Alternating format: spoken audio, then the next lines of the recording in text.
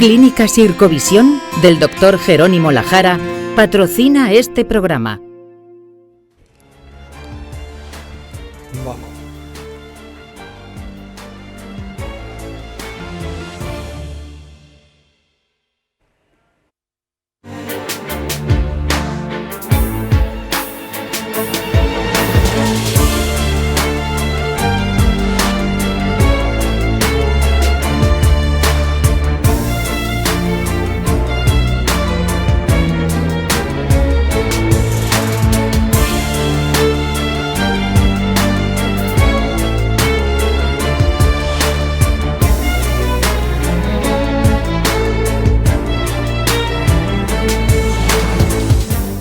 Bienvenido a La Salud en tus manos, un programa que hacemos aquí en Popular Televisión y que también emiten nuestros amigos del grupo Cadena Media. Hoy vamos a hablar de la anatomía patológica y de los médicos que tienen esta especialidad. Se dice que la felicidad de forma general no existe, pero sí hay momentos felices en la vida. Probablemente uno de los momentos felices que tiene una persona es cuando le han quitado un bulto, le han quitado un tumor y al cabo de unos días le dicen la palabra benigno. Bueno, pues los artífices de ese momento de felicidad son los patólogos, es decir, los especialistas de anatomía patológica. En este programa vamos a ver la importante función que desarrollan, no solo para los pacientes, sino también porque ellos son los que realmente dan el diagnóstico definitivo que tiene una persona. Para que los conozcáis mejor y para formarnos nosotros mejor, vamos a hablar de este tema hoy con los siguientes invitados. Ana Martín Rodríguez. Hola Ana, hola. Muchas gracias por venir. Gracias a ti por la invitación. Tú eres especialista en anatomía patológica, sí, en el Hospital Lorenzo Guilao de Cieza y además eres la presidenta de la Sociedad Murciana de Anatomía Patológica. Eso es. Muy bien. Belén Ferri, gracias Belén por venir. Gracias. Tú eres jefe de sección en el Hospital Virgen de la Risaca de Anatomía Patológica. José García Solano. Hola. Muchas gracias por venir. Tú eres jefe de sección de Anatomía Patológica en el Hospital de Roser, en el complejo en Santa Lucía, ¿vale? Y además eres el director de la cátedra de Anatomía Patológica de la UCAM, ¿vale? Y Joaquín Sola, un maestro de maestros, tú eres tú has sido el jefe de citopatología del Servicio de Anatomía Patológica del Hospital Virgen de la Risaca. Muy bien, pues una vez hechas las presentaciones, hemos sacado las cámaras a la calle para saber a algunas personas que les gustaría saber sobre el tema que tratamos hoy. ¿Qué es la anatomía patológica? ¿Cuál es el objetivo principal de la anatomía patológica? ¿Para qué sirve la anatomía patológica y en qué puede ayudar a un paciente? Estas preguntas las vamos a ir respondiendo a lo largo del programa. Joaquín, explícanos qué es un anatomopatólogo. Yo, en primer lugar, antes de que entremos en el coloquio, quiero agradecer al doctor Juan Madrid, que ha tenido mucho más interés en que nosotros seamos visibles a la sociedad que nosotros mismos. Por lo tanto, Juan, quiero agradecerte porque somos unos, ya entra la definición de anatomopatólogos, somos médicos especialistas en dar diagnósticos. ¿Eso qué quiere decir? Que nos aproximamos a las enfermedades y damos diagnósticos. Y los diagnósticos pueden ser de tipo inflamatorio, como una artritis, puede ser degenerativa, neurodegenerativa, o puede ser tumorales, también benigno o maligno. Tengo que decir que gracias a la prevención y a los métodos diagnósticos hay más tumores buenos que malos, por lo tanto tenemos que estar muy esperanzados de que la cosa vaya siendo así, puesto que las técnicas de diagnóstico y los métodos que utilizamos, eso ayudarán a curar y a diagnosticar cuanto antes los tumores. Realmente, Joaquín, sois vosotros los que dais el diagnóstico final. Es que la gente a veces dice, tiene una lesión tal, pero vosotros sois la que le ponéis el nombre y el apellido. Sí, efectivamente. Nosotros trabajamos sobre arquitectura.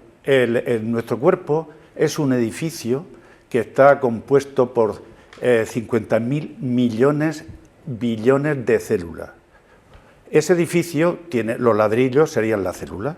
Entonces nosotros, para que podamos entender como en nuestro trabajo lo que tendremos que ver es cómo es el ladrillo, cómo es la célula. Y aquí he traído un pequeño esquema para que esto es necesario para que se pueda entender. Una célula es como si fuera una fábrica, en el cual tiene una valla, que es la membrana de la célula, en donde hay puntos de entrada y de salida. Bien, luego tiene un alrededor de una parte central, que es el núcleo, que significa el centro, donde están todos los trabajadores y la maquinaria de la fábrica. Bien, para que la fábrica pueda trabajar necesita una central de energía, que son las mitocondrias, que simplemente significa, es una especie de hilo, y aquí entran los alimentos y el oxígeno, lo transforman en energía y se lo da donde están los trabajadores. ¿Y qué son los trabajadores en el núcleo? Cromosomas. Sabemos que tenemos 46 cromosomas, 23 que aporta la madre, 23 que aporta el padre. Si nosotros cogiéramos un cromosoma y lo estiráramos, sería un hilo en hélice y ese mide 2 metros. O sea que cada célula tiene ADN la altura de un jugador de baloncesto, 2 metros. Y dentro de ese ADN, que es el ácido desoxirribonucleico, hay unos puntos importantes y la reunión de esos puntos constituyen un gen. Por lo tanto, la definición de gen es unos puntos del ADN que tienen un código. Por ejemplo, aquí vamos a suponer que tiene el código del color de los ojos. Bien, otra cosa también importante que ustedes habrán oído a lo largo del desarrollo de nuestra vida, que ya se puede medir la edad de las personas, la edad biológica, que luego veremos, y es determinando unos puntos que hay aquí que se llaman telómeros, que son los que restauran, cuando esto se lesiona, se restauran. Bien, estos genes tienen un código, entonces ese código pasa al exterior de la fábrica en forma de ARN. Y aquí quiero destacar que Severo Ochoa fue el premio Nobel porque describió muy bien el ARN. El ARN, que lleva un código de barras, entra en un lector y ese lector lo transforma en proteínas. Y esas proteínas son la traducción del código de barras y es lo que va cada célula, es necesario porque esto para que trabaje es necesario esas proteínas. Pues bien, la célula cancerosa es esto, pero desorden, en el núcleo, en el citoplasma. Todo eso lo iremos viendo. La verdad es que ha hecho un resumen perfecto de cómo funciona la célula, en fin, muy importante. Bueno, quería decir que, porque tú me has agradecido a mí, que esto realmente ha sido obra del doctor Pérez Guillermo, que era el jefe de anatomía patológica en la Risaca, que cada vez que hacía un programa donde salía la palabra cáncer, me llamaba por teléfono cuando lo emitía y me decía, muy mal, Juan, muy mal. El cáncer lo diagnostican los patólogos y no tienen ningún patólogo en la mesa. O sea que, y entonces, a raíz de eso ha surgido la idea, ¿no? Pepe, explícanos qué hacéis los patólogos o anatomopatólogos. ¿Cómo? Bueno, ya Joaquín nos ha dado una pincelada de más o menos qué es lo que nosotros hacemos. Nosotros trabajamos en un servicio hospitalario, en un servicio central que se llama. ¿Por qué se llama central? Porque probablemente recogemos o recibimos un montón de muestras de casi todos los servicios de ese hospital, de casi todos, ¿no?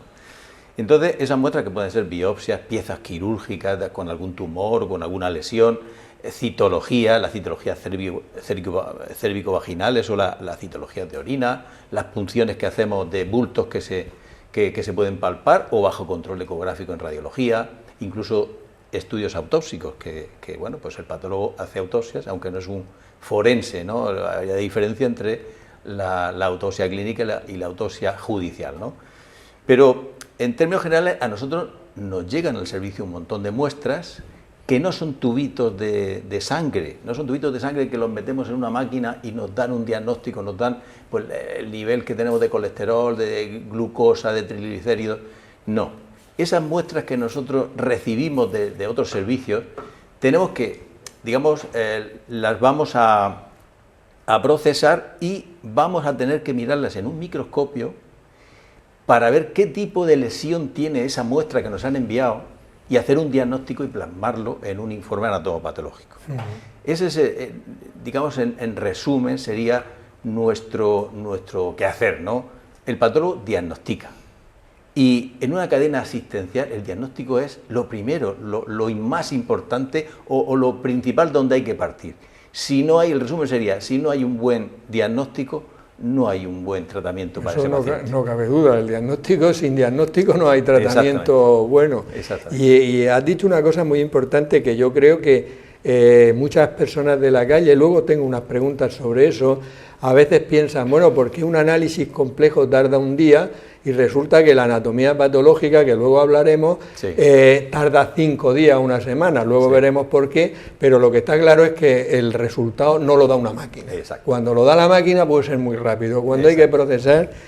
Ana, ¿qué tipo de muestras recibís vosotros para el diagnóstico? Pues mira, vamos a ver, nosotros al final lo que necesitamos es una muestra representativa del tejido del órgano en cuestión del que nos solicitan ese diagnóstico. Entonces, tenemos 3 métodos fundamentales de estudio, ¿no? que divide nuestro trabajo diario como en 3 grandes ramas. En primer lugar tenemos la citopatología, que utiliza la citología. ¿Qué es la citología? La citología es el estudio de las células individuales, las células aisladas. ¿Esto qué quiere decir? Que las células están fuera de su tejido. Entonces, estas células las obtenemos de 2 maneras. Una de ellas es mediante la citología exfoliativa o bien es el cepillado, donde el ejemplo más característico es la citología cervicovaginal, la citología que nos hacemos las mujeres cada X tiempo, ¿no?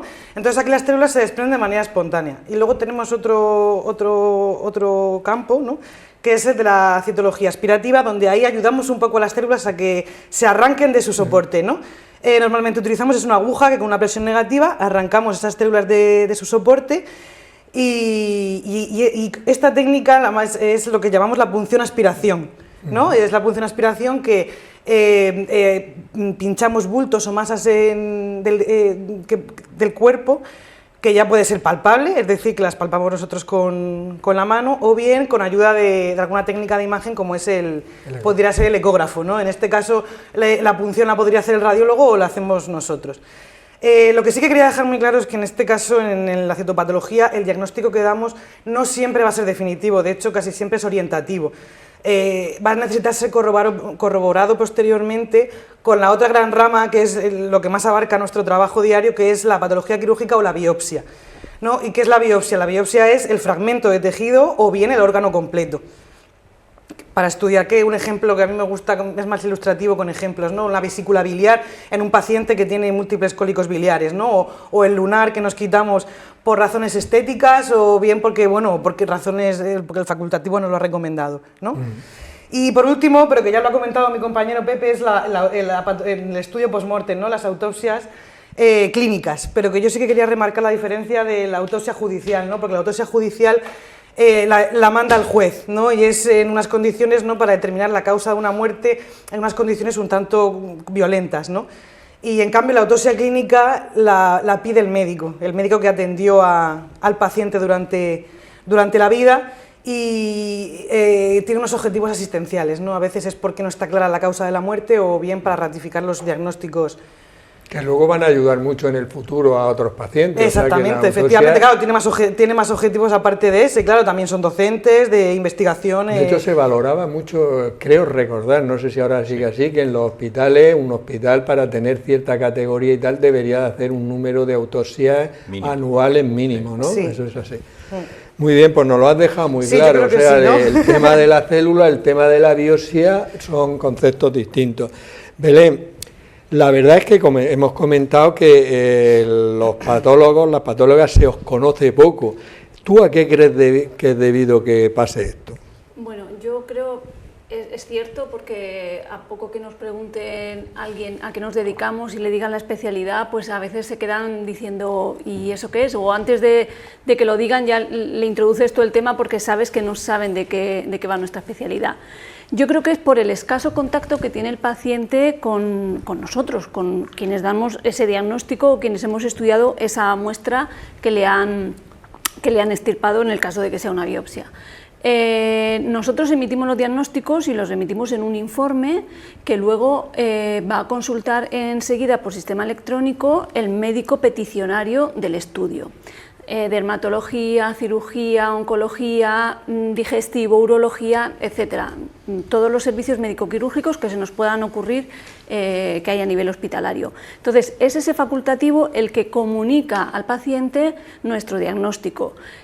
por lo que el paciente pues desconoce que, pues, o posiblemente desconozca que detrás estamos nosotros, que somos quienes hemos hecho ese trabajo. También ocurre a veces, o sea, en la mayoría de hospitales el servicio de anatomía patológica está ubicado en unas plantas subterráneas, en edificios anexos al edificio principal, y estamos como poco al paso de que los pacientes nos vean. Incluso nuestros mismos compañeros pues tardan tiempo en vernos y en hablar con nosotros o en comunicarse, porque físicamente estamos alejados. Y, sí, bueno, no, si realmente lo has explicado perfectamente las causas por las que sois poco conocidos, pero realmente es que para los médicos no, porque los médicos sabemos de la función que hacéis, y además estamos esperando y metiendo prisa muchas veces cuando a veces no se puede acelerar el proceso, porque luego veremos en qué consiste. Oye, dime si esto es bueno, porque es que la familia me está presionando a mí a ver si esto es bueno o es malo, y sois vosotros los que lo hacéis, ¿no? Eso es así. Joaquín, vosotros no solo, o sea, dentro del diagnóstico veis enfermedades inflamatorias, enfermedades degenerativas, que luego podemos comentar, pero la mayoría de la gente que conoce de vuestra existencia, casi lo que más conoce es que vosotros hacéis el diagnóstico del cáncer o del no cáncer, ¿no? Explícanos un poquito cómo podéis vosotros hacer ese diagnóstico, el cáncer y los distintos tipos de cánceres que hay. Vale, en principio utilizamos una palabra que es cáncer.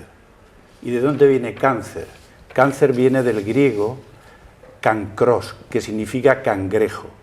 ¿Y eso por qué?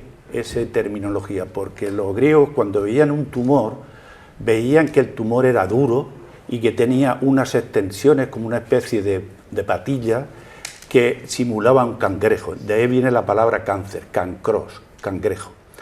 El cáncer, y está en esta imagen, es una familia, pero una familia que está muy mal avenida. Hay unas células pequeñitas que son células madre, de las cuales van a surgir las células hijas. Entonces, las células, si definimos lo que es el cáncer, vamos a dar la definición. Lo que más me gusta de la definición es el libro de Carlos López Otín, que para mí es mi ídolo en el tema de la biología molecular, que es biólogo molecular y bioquímico en la Universidad de Oviedo y ahora está trabajando. Y entonces hay un libro que él tiene que define el cáncer de esta forma.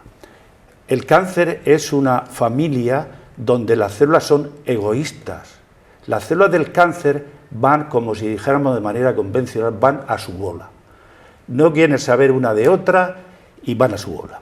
Bien, son por tanto egoístas. Son inmortales. ¿Qué quiere decir que son inmortales? Normalmente las células humanas tienen hasta 120 divisiones y a partir de ahí ya no crecen más. Pero las células son inmortales. ¿Y por qué son inmortales? Si recordamos, porque las células tumorales tienen muchos telómeros, que eran los que reparan, y los telómeros no se le gastan y por tanto es una célula inmortal. Luego además es una célula viajera. ¿Por qué es una célula viajera? Porque la célula normalmente, la célula del cáncer, no se puede mover, pero tiene un amigo alrededor, y ese amigo se llama fibroblasto, es decir, que produce una fibra que le da a la célula tumoral para que se pueda movilizar. Y a cambio el fibroblasto dice, bueno, yo quiero conseguir algo, vale, yo te alimento con ácido hialurónico. Bien, entonces ya tiene esa célula, tiene sus fibras para poder movilizarse. Y como se están molestando unas a otras, dice, yo me largo de aquí. Lo que hace es introducirse, invadir los vasos sanguíneos. Y cuando están en los vasos sanguíneos van a buscar unos puntos de origen. Las células tumorales tienen unos GPS que van a buscar sus órganos diana, por eso son viajeras. Y, por ejemplo, sabemos que el cáncer de mama tiene tendencia al organotropismo del hígado o del hueso, porque esos GPS le van a guiar a esa zona. Entonces, una vez que tiene los GPS, se marcha al hígado, y en el hígado previamente ha mandado unos emisores para que le preparen el lecho, para que las células tumorales circulen por la sangre y se instalen en el hígado. Y yo he introducido el término de ocupa, o sea que es la metástasis. Y esa es más o menos el movimiento que hace esas células tan incómodas? Me has dejado sin palabras. No, de verdad, es que... Muy representativo. Vale, no, es que además de esa manera no se te olvida nunca. Y hay que ver, entre comillas, qué listas son. Muy listas, te muy mandan las sustancias para Televisor. prepararte el lecho, o sea, madre mía, con eso, con razón ha sido tan difícil que los avances que se están produciendo ahora. Pepe, vamos a imaginarnos a un paciente que le hacen una biopsia.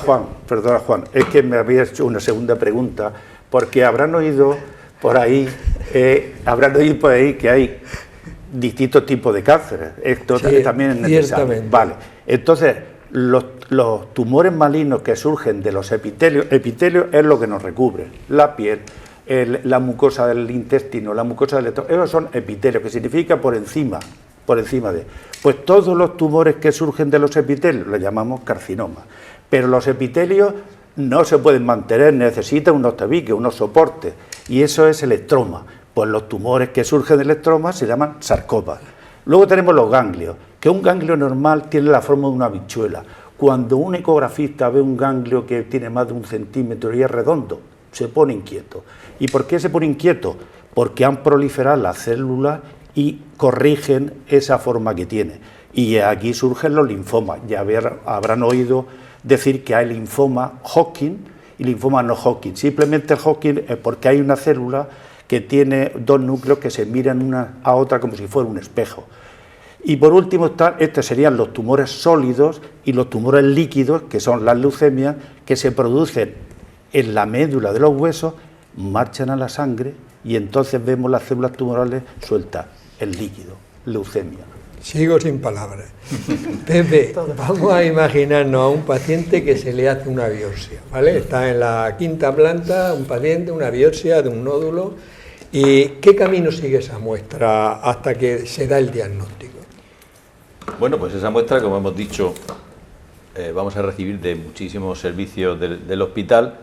A nosotros nos tiene que llegar la muestra, generalmente en un bote. Vamos a poner una muestra de biopsia, que es lo más sencillo, en un bote, generalmente fijada en formol, y con la etiqueta del paciente al que se le ha hecho esa toma de muestra, ¿no?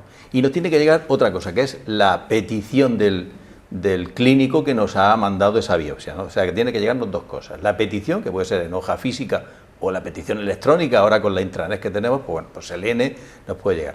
Entonces, lo primero que nosotros hacemos en la sala de recepción de muestras es una cosa muy importante, y luego hablaremos de lo que es la trazabilidad, que eso es muy importante para que no se confunda una muestra de un paciente con otra. Una cosa muy importante es ver que la hoja de petición, si dice que mandan 2 botes, vienen 2 botes y que vienen etiquetados con el nombre del paciente, es decir, que todo esté perfectamente correcto antes de que nosotros demos entrada a esa muestra en el servicio de anatomía patológica. Si hay algún error, que nos puede pasar, que a lo mejor el clínico nos ha dicho en la hoja de petición, te envío 3 botes de biopsia de estómago, de duodeno y de colon, ¿no? Por ejemplo, y yo recibo solo 2, o recibo 4.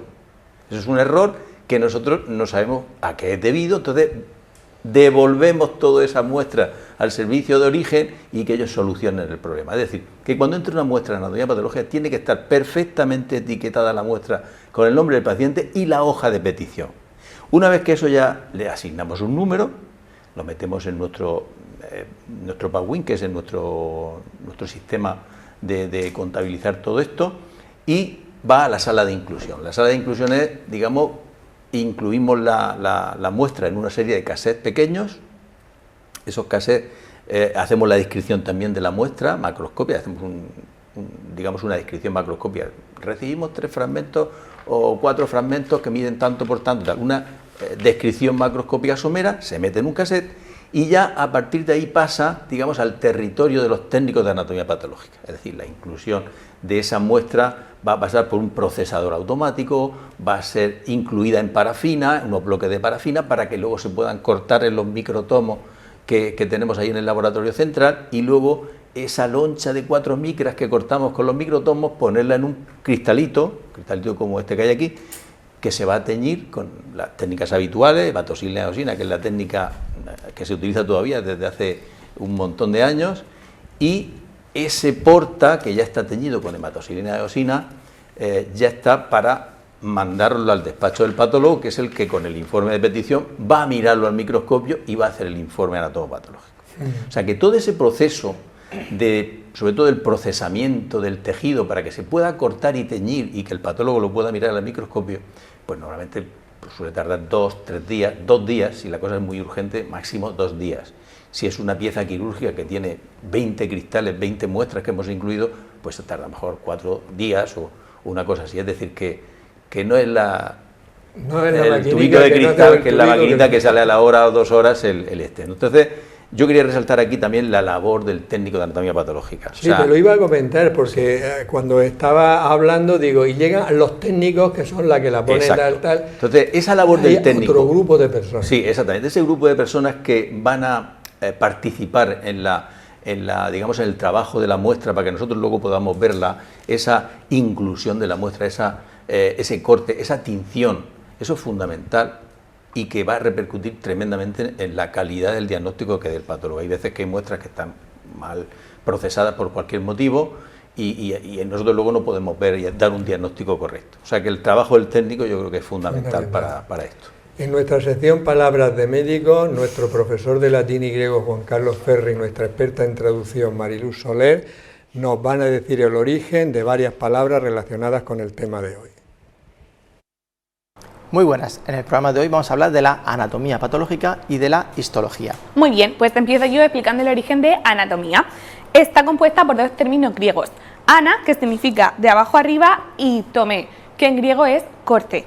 Significa el estudio de la estructura interna del cuerpo humano o realmente de cualquier otro organismo mediante la disección. Y la palabra que la acompaña, anatomía patológica, viene del griego pathos, que significa sufrimiento, de donde tenemos también, por ejemplo, paciente, el que sufre, y el final logía, que significa ciencia, la ciencia que estudia los sufrimientos de los pacientes. Muy bien, pues ahora pasamos a histología. La histología hace referencia al estudio de los tejidos animales y vegetales, y es precisamente porque histos en griego es tejido. Y el término histología fue usado por primera vez en 1819 por el alemán Karl Meyer. Poco más nos queda a nosotros que añadir sobre la anatomía patológica. Palabras de médicos. Bueno, pues ya sabemos un poco más sobre el origen de estas palabras. Bueno, Ana, Pepe nos ha ido explicando, pero es un problema de verdad que a la gente, todos, vamos a ver, a mí me han quitado un lunar y digo, vamos a ver, ¿y por qué no me dicen ya en 2 horas? Porque estás ansioso, estás preocupado, ¿no? Sí. Pues me imagino que lo que me ha pasado a mí le pasa a todo el mundo, ¿no? Claro, claro. No, entonces, sí, explícanos un poquito frecuente. más el proceso ese, porque es imposible dar un diagnóstico con esa rapidez que nos gustaría. Pues realmente lo ha contado Pepe ya muy bien, porque sí, es más o menos lo mismo, pero bueno, básicamente pues porque no somos máquinas nosotros, entonces ni nosotros ni el equipo que nos acompaña en los servicios de anatomía patológica. Entonces, bueno, ya ha explicado él toda la recepción de las muestras, ¿no? De cuando nos llegan los botes, comprobar que esté bien etiquetado, que lleven formol, luego hay que registrar esas muestras, darles un número de biopsia. En fin, todo eso. También has explicado la macroscopía, ¿no? Donde hacemos una descripción de esas muestras de tejido, que, bueno, pues una descripción macroscópica, pues eso, es describir un poco las dimensiones, lo que pesan en el caso de cuando son órganos. Y luego lo fundamental, que no sé si lo has mencionado, es el tallado, ¿no? Cuando cogemos las muestras representativas, ¿no? Claro, a veces son muestras pequeñas y se meten, no sé si se verá, pero bueno, se meten completamente en estos cassettes.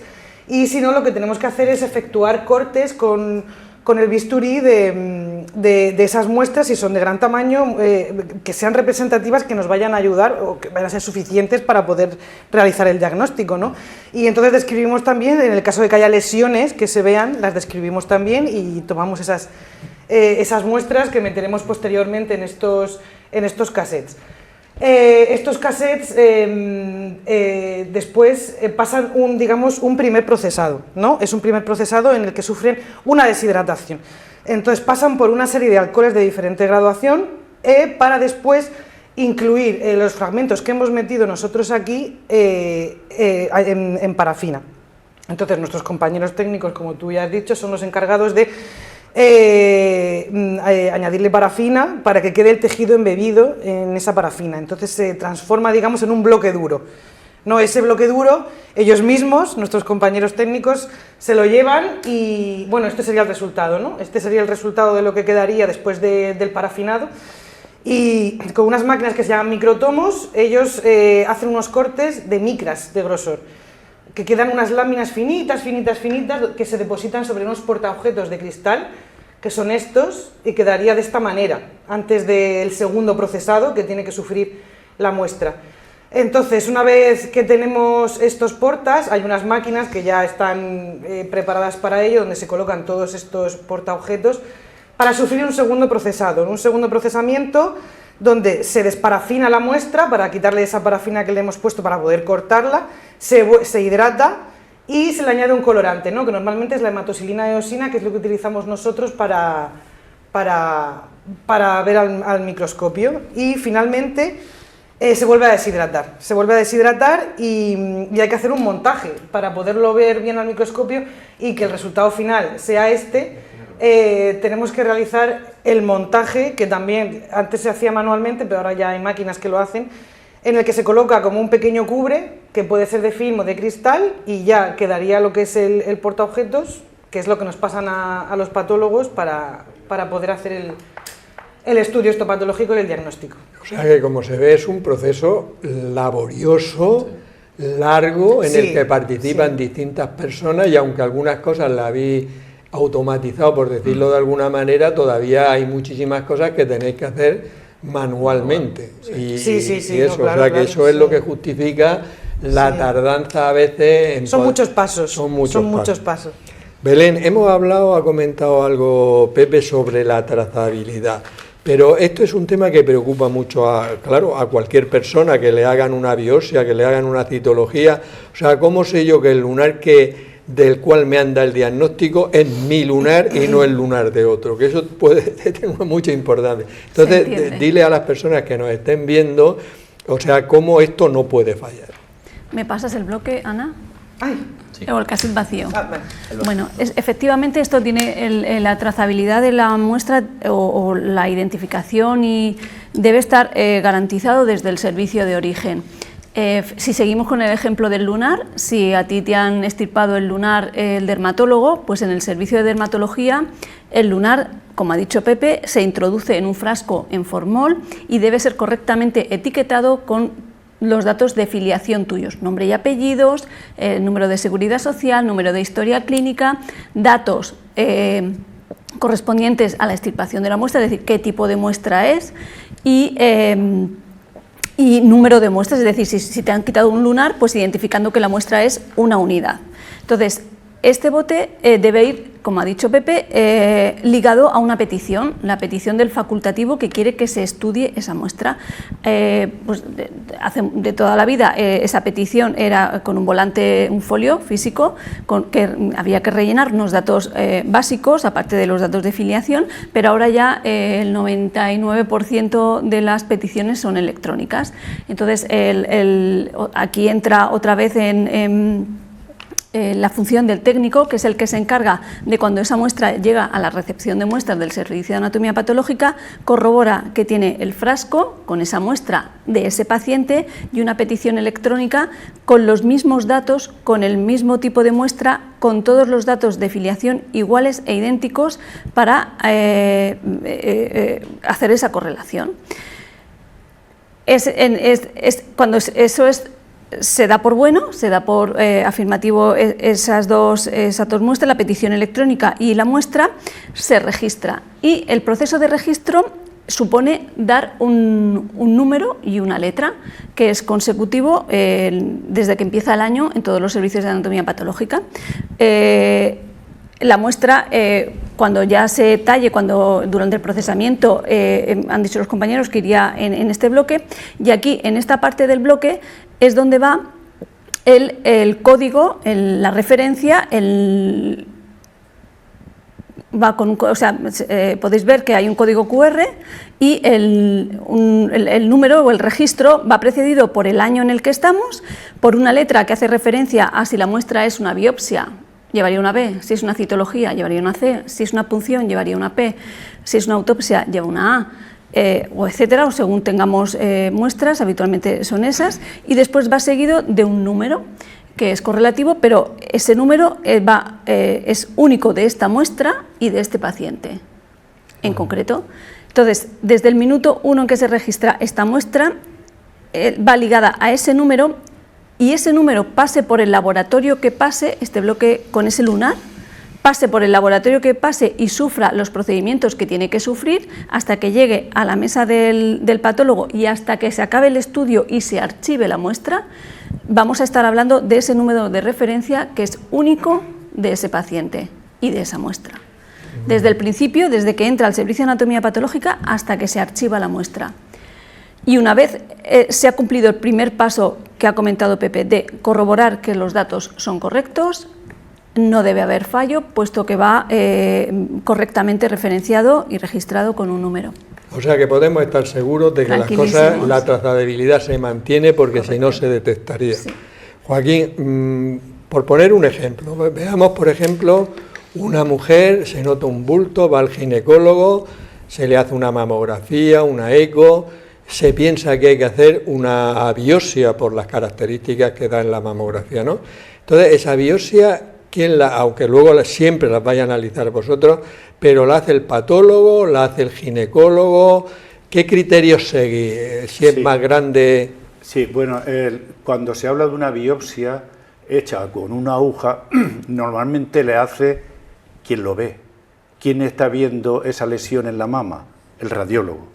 ¿Quién tiene las agujas para hacer extirpar un trozo de esa lesión? El radiólogo. Bien. Pero el radiólogo efectivamente es el que hace la toma de la muestra guiado, porque él, para llegar, no va a ciega, tiene que tener una mamografía para poder dirigirse a la zona donde está el tumor, cosa de la cual nosotros no disponemos. Cosa distinta es si nosotros palpamos un bulto en la mama, entonces sí lo podemos hacer. Pero la biopsia, que se llama BAG, biopsia con aguja gruesa, siempre la realiza el radiólogo. Muy bien, de todas maneras yo recuerdo cuando empezábamos, claro que no había ecografía entonces ni nada, es que parece que venimos de otro mundo. Las punciones con aspiración, con aguja fina, que ahora hablaremos en los nódulos del tiroides, que ibas tú allí a la consulta con tu... Creo que fuiste que inventaste un artefacto para poder pinchar bien, sí, ¿no? Sí, sí. Es que resulta que había una pistola, no era una pistola de disparo, sino una pistola que tenía una aguja, y era sueca y era muy difícil encontrar. Entonces yo me puse en contacto con allí con los talleres de La Risaca y me hicieron una pistola. Ya no, si me acuerdo que iba, es que me acuerdo perfectamente con la pistola. Pepe, esto parecen historias de abuelicos, ¿eh? Estamos con los jóvenes, les contamos que no se crean que esto ha sido siempre tan bonito y con la técnica que hay ahora, que hemos tenido que pinchar.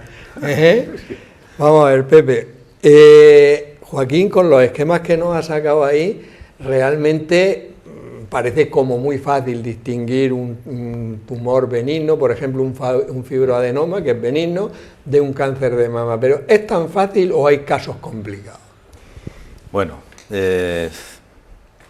diferenciar un fibroadenoma de un cáncer de mama, diferenciar una reacción estromal de un sarcoma, diferenciar un nevus, un lunar, de un melanoma, diferenciar una amígdala hipertrófica porque tiene angina, diferenciarla de un linfoma de amígdala. Es decir, yo creo que estas preguntas son las que mejor definen el trabajo del patólogo y la responsabilidad del patólogo.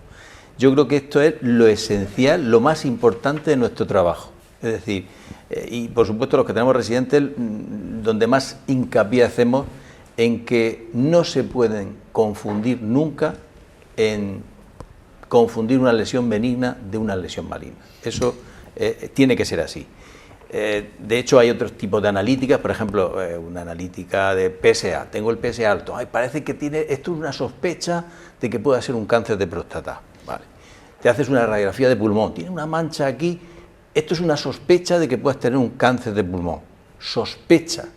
Pero el que realmente tiene la certeza de que ese lunar es un lunar o es un melanoma, la certeza de que esa mancha del pulmón no era un cáncer, era una sarcoidosis, por ejemplo, o lo que hemos dicho de la amígdala, es un linfoma o no es un linfoma, es el patólogo. O sea que el diagnóstico de certeza, no de sospecha, siempre es la responsabilidad, una responsabilidad muy importante, el dar una noticia buena, o como tú decías al principio, o dar una noticia mala, pero con seguridad, es decir, tienes que estar absolutamente seguro de eso.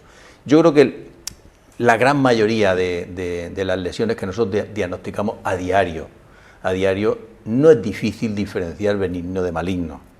Gracias a Dios no hay ningún problema. De hecho, los residentes que pasan a adjuntos nuevos y están en un servicio que ya tiene patólogos más seniors, pues normalmente tenemos nuestras sesiones intraservicio, nuestras sesiones matinales, y ahí ellos nos consultan un poco, mira, he tenido estos 2 diagnósticos de malignidad, ¿os parecen que son? Efectivamente, sí, y se van reafirmando y vamos haciendo el control de calidad interno que tenemos que hacer en todos los servicios de anatomía y patología. O sea que eso es, digamos, un doble control de seguridad.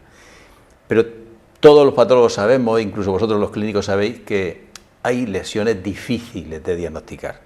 Afortunadamente las otras son las más frecuentes, pero todos sabemos que hay lesiones muy difíciles de diagnosticar.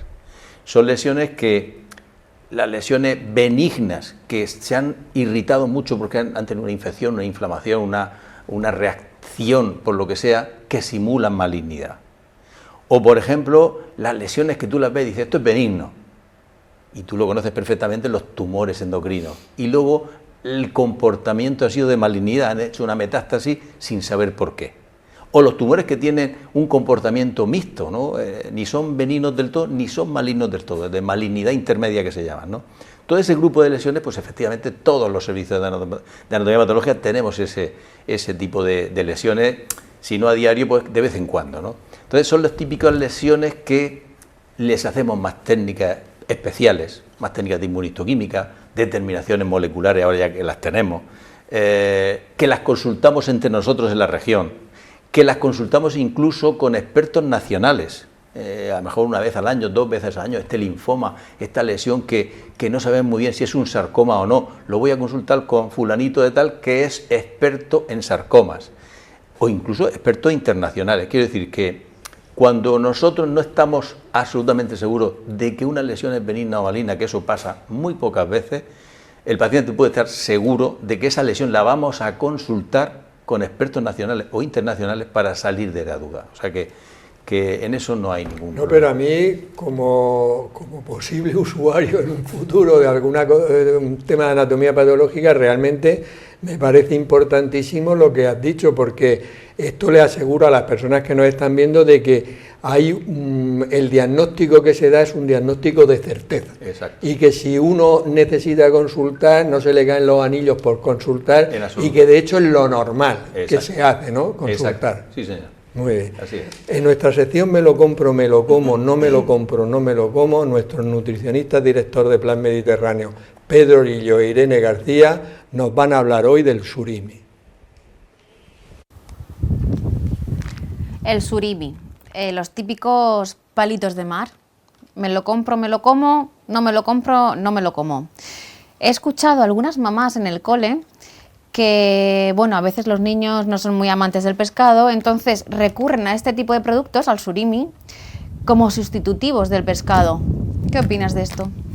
Pues bueno, así a priori, ahora si te parece, lo interpretamos, los ingredientes y la información nutricional, pero a priori decirte que por supuesto no, sin saberme exactamente los datos, pero el pescado indiscutiblemente pues es una materia prima que debemos consumir 3 veces a la semana, especialmente en los niños, por el fósforo, el yodo para la síntesis de la hormona tiroidea, la concentración en proteína, ácidos grasos saludables, etcétera, etcétera. Si te parece podemos hacer una comparación, pescado fresco, pescado congelado en relación al surimi. ¿Podemos ver los ingredientes con más detenimiento? Vamos a verlo. Muy bien, dice ingredientes, surimi, pescado, entre paréntesis, agua, almidón modificado, almidón, aceites vegetales, no especifica qué aceites vegetales, aquí abajo pone girasol, navina, bueno, unos cuantos, ¿no? Albúmina de huevo, proteína vegetal, sal, aromas azúcar y colorante. Bueno, ya para empezar vemos que el número de ingredientes supera los 5 elementos y por lo tanto estamos hablando de un alimento ultraprocesado. A partir de este momento pues ya vemos que el protagonismo no lo tiene la proteína del pescado, sino que lo tiene el almidón, los almidones.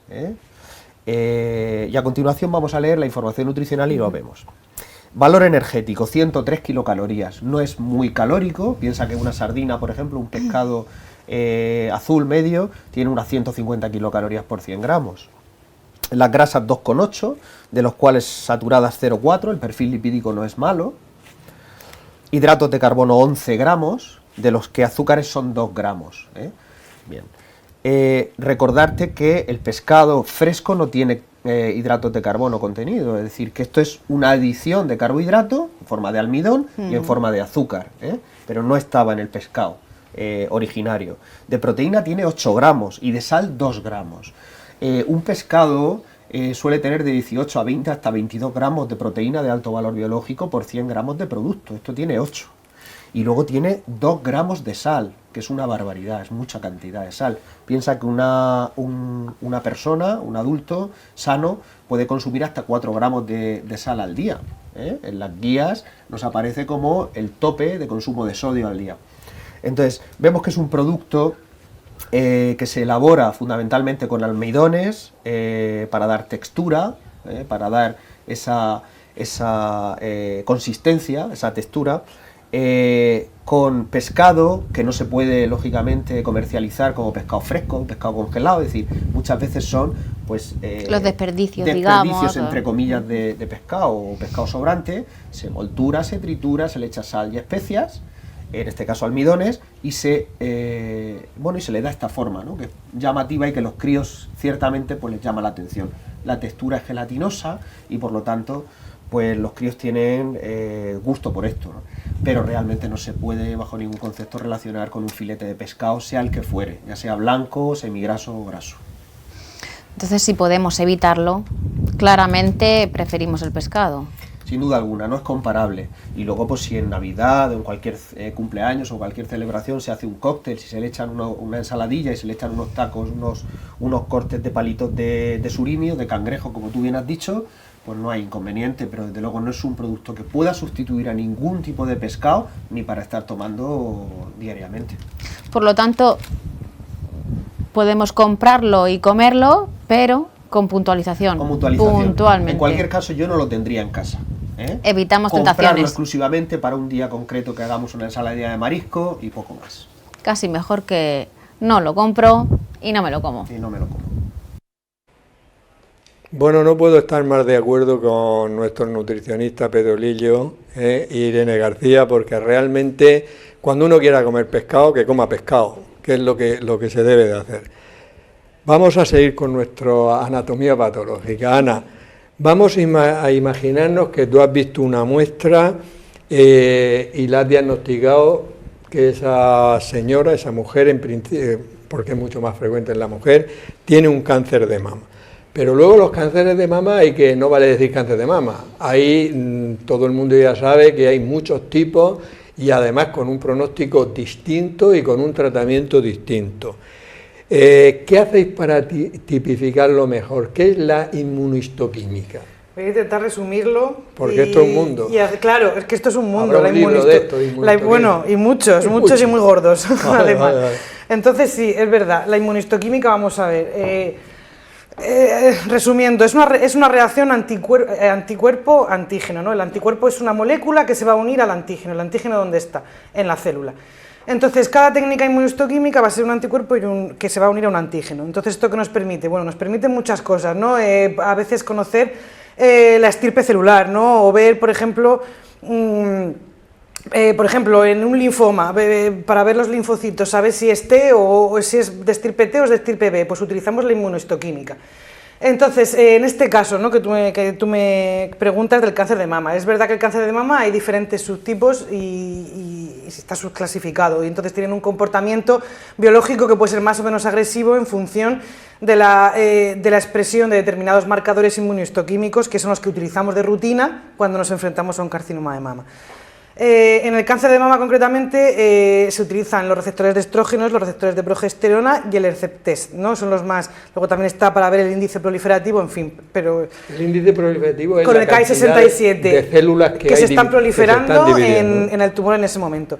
Entonces, basándonos fundamentalmente en los receptores de estrógenos y de progesterona, nosotros, las técnicas inmunohistoquímicas llevan un kit de detección que es un colorante, que se une a un radical que va al anticuerpo, ¿no? Anticuerpo que ya hemos explicado que se une al antígeno de la célula.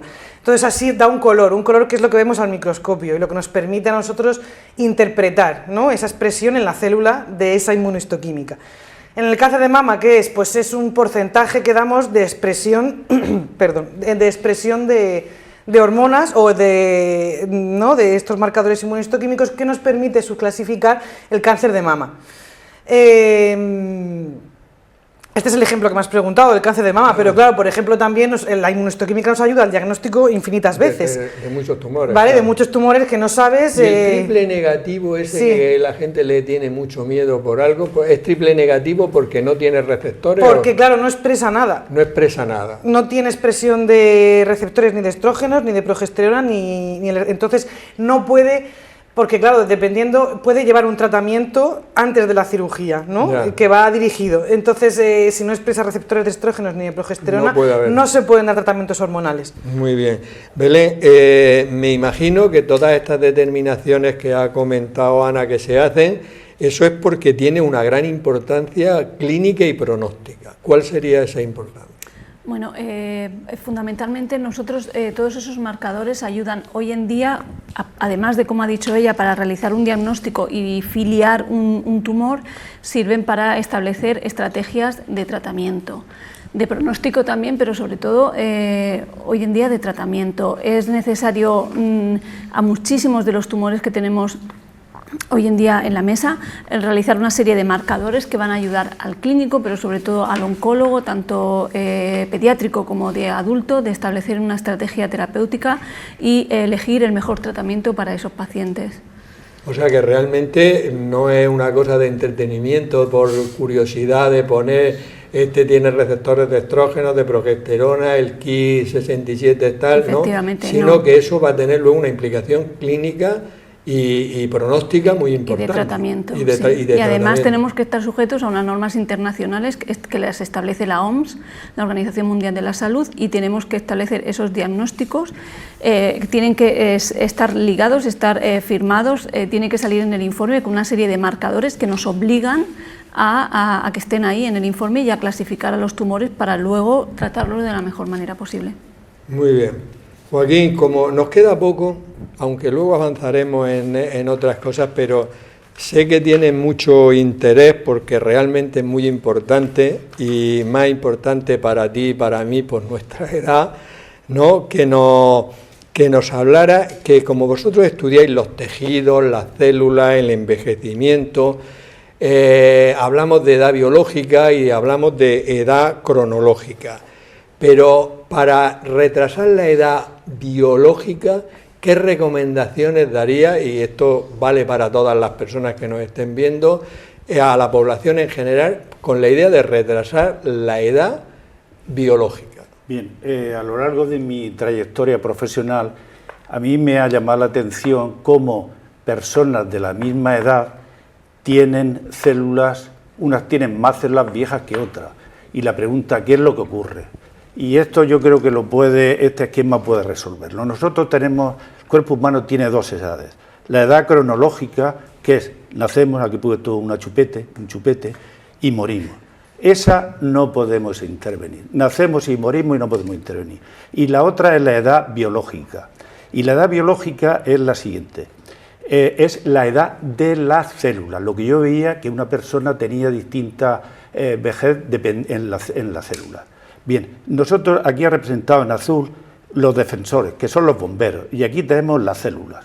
Bien, hasta los 35 años los bomberos están perfectamente, son jóvenes, trabajan maravillosamente y las células se mueven con facilidad. Pero a partir de los 35 años las células empiezan a envejecer, esta que hay aquí, y los bomberos a jubilarse. de tal forma que eso va a transcurrir y llega un momento que aquí al principio los bomberos son capaces de apagar esa célula, pero cuando se llega a mi edad, que acabo de cumplir 19 años, pues entonces aquí los bomberos se han jubilado. Bueno, 19 años biológicos. Aquí las células, hay muchas envejecidas y bomberos están jubilados. Luego no se puede apagar ese incendio. ¿Qué ocurre? Que esas células se transforman en lo que se llaman células zombi, que están muertas pero son activas. Y esas son las que producen, si es el endotelio de un vaso, produce esa inflamación y produce la arteriosclerosis. Si es el sinoviotélio de la articulación el que está envejecido, es zombi, produce la artritis. Si es en el cerebro la glía, produce el Alzheimer, el Parkinson. Por lo tanto, nosotros sí podemos influir en la edad biológica. ¿Y cómo podemos influir? Con un estilo de vida saludable, que eso el doctor Madrid sabe más que yo, pero bueno, yo lo voy a apoyar en 4 pilares. La alimentación es muy sencilla, la mediterránea, la que sabemos, frutas, verduras, pan. Ejercicio, por supuesto, y se habla, ¿y por qué hay que hacer ejercicio más de 30 minutos? Porque a partir de 30 minutos es cuando el músculo segrega una sustancia inflamatoria que nos va a favorecer en el cuerpo. El sueño es muy importante, si es posible, cuando se tengan los 20 minutos, que nos dé la luz. ¿Por qué? Porque esa luz va a producir la melatonina que vamos a necesitar por la noche. También muy importante en las relaciones bien familiares y sociales, porque en ese momento vamos a agregar la hormona de la felicidad, que es la serotonina. Bien, ¿y todo esto para qué? Todo esto para qué es para equilibrar, porque una célula envejece porque se oxida mucho, luego vamos a neutralizar la oxidación con una antioxidación. Se habla mucho, oye, que los arándanos tienen muchos antioxidantes, efectivamente, y eso es lo que hace que la fruta y todo esto tenga antioxidantes y neutralice la oxidación, que es lo que pretendemos. Pero esto además, habrán oído ahora que está muy de moda por la influencer y tal y cual, hablan de la microbiota. La microbiota, antes llamada flora intestinal, que no es una flora, porque son bacterias, no son flores, son bacterias. La flora intestinal es muy diversa. Tenemos más bacterias que células y tendríamos 30 millones de células. Pues bien, todos estos pilares lo que hacen es que le dicen a la microbiota, le ayudan a la microbiota a que cuando tomamos, por ejemplo, un arándano, pues esa fibra se convierta en una sustancia beneficiosa para el cuerpo. Y eso es lo que va a hacer que contrate a nuevos bomberos y nos defienda. Por lo tanto, podemos retrasar con esos pilares y algunos otros más nuestra edad biológica. Porque es muy importante saber que podemos retrasar nuestra edad biológica, desde luego, genial. Yo diría una cosa, es que conozco muchas madres jóvenes que están locas con los arándanos, a los niños de 2 años dándoles arándanos de 3 años, vamos a ver, manzanas, peras, plátanos, uvas, cortaditas para que no se atraganten, quiere decir que no tienen por qué ser arándanos, y luego tomate, lechuga, pepino, zanahoria, etcétera, etcétera, ¿no? Sí, que todo eso tienen tantos antioxidantes y tanto... La Mediterránea, la huerta. Ya. La huerta, pero la huerta de Murcia. Porque es que de verdad que conozco cantidad de madres jóvenes, lo de los arándanos lo deben de haber, que son buenísimos, son buenísimos, pero de ahí a estar comprando todos los días arándanos teniendo naranjas a mitad de precio o 3 veces menos, pues no, es un comentario. Perfecto. Para defender nuestra huerta, que aquí no tenemos arándanos, que yo sepa. Pepe, ¿qué es un banco de tejido y para qué sirve? Bueno, el banco de tejidos, también llamado biobanco, porque no solamente tiene tejidos, ¿no? Tiene otra serie de sustancias biológicas, pues es un establecimiento generalmente público, también los hay privados, que no tiene ánimo de lucro ninguno y que recoge excedentes de muestras, sobre todo de tejidos, que es lo más frecuente, con fines de la investigación, ¿no? Con fines para investigar. ¿Por qué el biobanco tiene que estar o está generalmente en un servicio de anatomía patológica? Pues por quién recibe las muestras de los tejidos, quién recibe las muestras de los tejidos tumorales o no tumorales o inflamatorios, los patólogos. Pues ahí es donde normalmente tiene que estar un biobanco.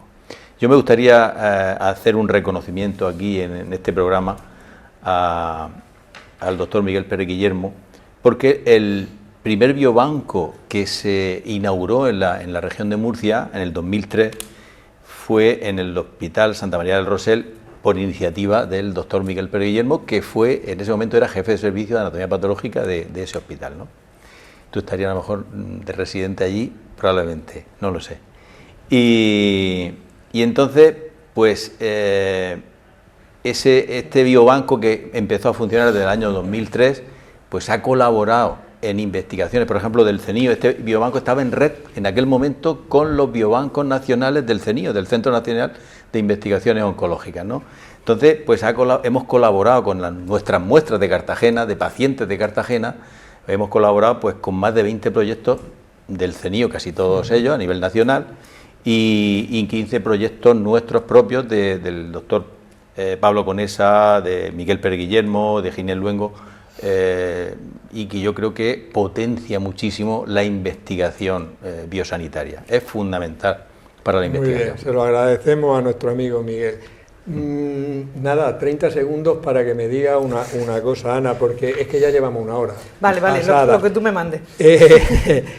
Imaginemos que al patólogo le llega una lesión y no sabemos si es una psoriasis, si es un lupus, si es tal. Háblame de la importancia de la relación entre el patólogo y el clínico. Soy rapidísima. Pues es fundamental, pero no solamente entre el dermatólogo y el patólogo, o sea, me refiero a cualquier clínico. La relación entre cualquier clínico y el patólogo es fundamental, pero bueno, me voy a centrar en lo que me has comentado, ¿no? En las lesiones inflamatorias de la piel. Nosotros al final lo que vemos son patrones histopatológicos de inflamación en la piel. Entonces, esos patrones a veces pueden ser comunes a muchas enfermedades. Entonces, si no nos dan una orientación diagnóstica, ya sea en la hojita de la petición o bien viniendo a hablar con nosotros, indicándonos cómo son esas lesiones, dónde se localizan, un poco la clínica que tiene el paciente, lo único que vamos a poder hacer en muchas ocasiones es dar un diagnóstico descriptivo, es decir, el patrón inflamatorio, y ya luego el clínico que se apañe. Pero ya cuando nos echan esa mano es más fácil para nosotros poder afinar el diagnóstico y dar con la tecla. Muy bien. ¿Vale? Realmente la conexión es que es fundamental. Es fundamental, para nosotros es fundamental. Bueno, agradeceros que hayáis venido. El programa a mí me ha parecido muy, muy interesante. Creo que a la población en general, por lo menos, le habrá aclarado muchas dudas. Es verdad que nos hemos quedado totalmente cortos, que tengo aquí preguntas para varios programas más que no descartamos para la próxima temporada. Y nada, pues recordaros que en nuestro portal de Salud Cansalud tenéis información sobre prevención de enfermedades y hábitos de vida saludable. Despedirnos hasta la próxima semana en un nuevo programa de La Salud en tus manos. Que seáis muy felices.